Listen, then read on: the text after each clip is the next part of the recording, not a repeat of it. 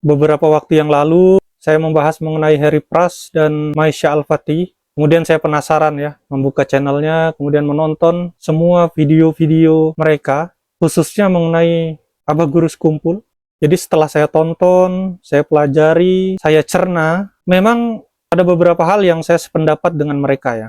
Tapi tentu saja, jika saya melihat cuplikan-cuplikan video pendek yang mereka upload tentang Gurus Kumpul gitu ya, entah video mengenai Rasulullah mencium lutut Aba Gurus Kumpul, kemudian video memegang kemaluan.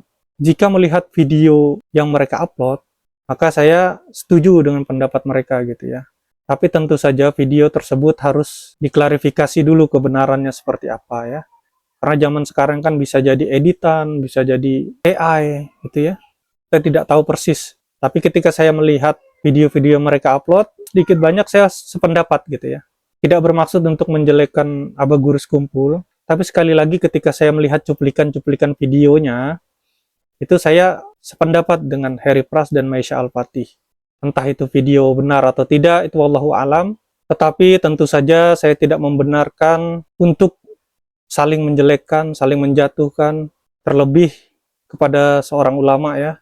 Apalagi atas dasar video-video yang tersebar, entah dari mana asalnya, entah benar atau tidak, entah hasil editan atau tidak, yaitu kan yang harus kita klarifikasi dulu, seperti itu. Jadi begini ya, mengenai pengalaman-pengalaman pribadi secara spiritual, itu kalau bisa jangan diceritakan kepada orang lain. Cukuplah diri kita yang merasakan, cukuplah diri kita yang mengalami.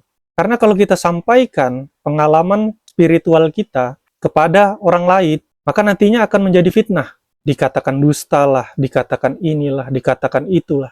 Oleh karena itu, saya berpesan kepada seluruh umat Islam, jika mengalami pengalaman-pengalaman secara spiritual, ya jangan dibuka di depan umum. Tak bisa melihat ini, melihat itu, mimpi ini, mimpi itu. Ya jangan dibukalah di depan umum. Karena ketika video itu tersebar, akan menjadi fitnah seperti ini.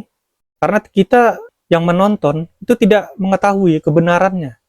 Yang pertama, kita tidak berada di lokasi saat video direkam. Kita tidak mendengar secara langsung. Dan kita tidak mengalaminya secara langsung.